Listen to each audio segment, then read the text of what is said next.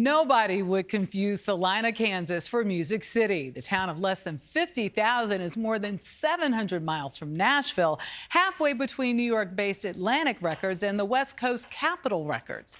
Well, Salina has become a capital of vinyl, the ones played on the turntable, all because of a Cajun transplant sent there by law to turn his life around. For Acoustic Sounds founder Chad Kassem, what could this be? an afternoon in May can feel like Christmas morning.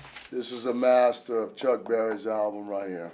From the rock and roll legend's 1959 breakout album. Almost Grown Maybelline, Sweet Little Rock and Roller, Johnny Be Good. They don't just send this to anybody.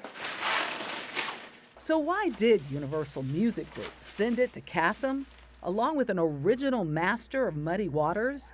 I don't play any instruments. I'm not a recording engineer.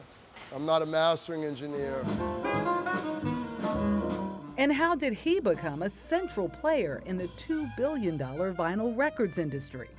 People have described you as larger than life, genius, a hustler, volcanic, never satisfied, doesn't like to hear no. I like that and I believe that. I think they were all fair. It's those traits that help Kassem build a business that includes recording, mastering, pressing, and distributing old-fashioned records. These are orders. These are orders, yeah. These are orders going out. United Kingdom, France, Australia, is that China? Yep. Switzerland beats all of them. His inventory so large, it's stocked on row after row after row in this 28,000 square foot warehouse. Our customers mostly want jazz, classical. So, but you have Miley Cyrus. Yeah, we're trying to get with the times. You know what I mean? Everybody says I'm stuck in the 70s. They said, Kassem. Stuck in the 70s, Bob Dylan. Yeah, yeah. Well, that's more of what my customers want. His true love is the blues. But a lot of the blues musicians have died, like the real blues guys, like Honey Boy Edwards, Pine Top Perkins. Of course, Muddy Waters has been going a long time. I'm wondering how a kid from Lafayette, Louisiana gets to, of all places, the middle of America. You know, growing up in South Louisiana, grew up partying, you know, the bars didn't close. There's music all around you. People are having fun, and I just had a little too much fun in Louisiana.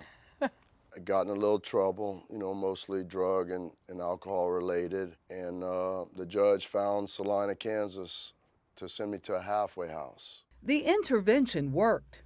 Everybody's ready? As CBS Sunday Morning found out in 2001. One of these days I'll call that judge and tell him that I really appreciate what he did. While working as a short order cook, he turned a hobby of buying and selling used records out of his home into a licensing business that reissued records out of circulation.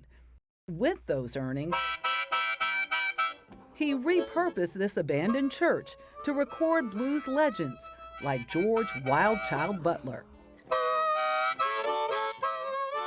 And I was putting every dollar I had behind it and trying to record them. These are some of the artists that have played here that passed away.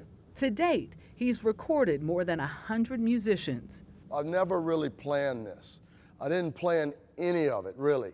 And every time we do something, we think, well, why don't we just do this ourselves? This is our main pressing room. It's got 6 presses running right now. His factory produces some 4,000 vinyl records a day. I started doing this in about 1986, and that's when CDs were just getting started. I was going the opposite direction of everybody in the world. People were laughing at me. But, you know, slowly after 35 years, It adds up. right. Already hot before COVID, Kassem says the pandemic was like pouring gasoline on a fire. We do all the Jimi Hendrix for the family. They don't press it anywhere else except us. Look at you. From Jimmy to Nina. All right, so they pressing Nina Simone. Put a spell on you. I got it. Still warm. Hot off the press. A select number of records are pulled right off the press and tested by experts like Kenna Graham. And the pressman can't put the record on the labels until she gives it the green light. I'm really amazed at the amount of quality control that goes into making a record. It's a lot if you want to make them right. Kassem's most special projects take that level of commitment to the limit.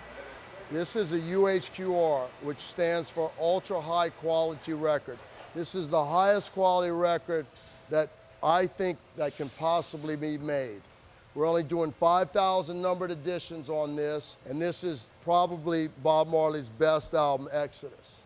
And it sounds unbelievable. To Kassem, there's nothing like that acoustic sound. Digital is convenient, but it's like cold, brittle, sterile. It doesn't warm your soul or your heart.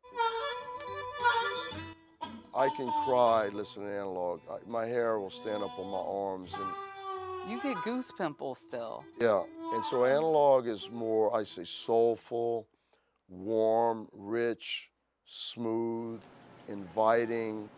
That's the gospel, according to Chad Kassem.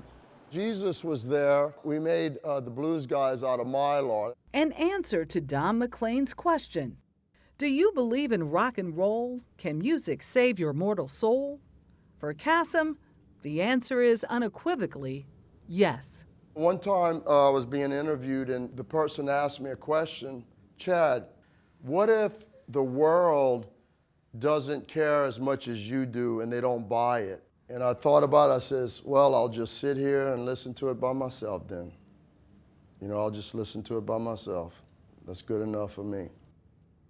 I love the idea of a second chance, that judge giving this guy his life back by sending him to that halfway house. He actually wrote the judge. He doesn't know if he ever, got word. He actually read the letter. But I have to think that this guy's passion, he's a true audiophile. Yes. And Chad, when you think about, he asked his dad to bring his record collection up from Lafayette, Louisiana to Salina, and his dad did that. Like, all these little steps of the way where people help to support him. I just love the idea that, and now he's giving back.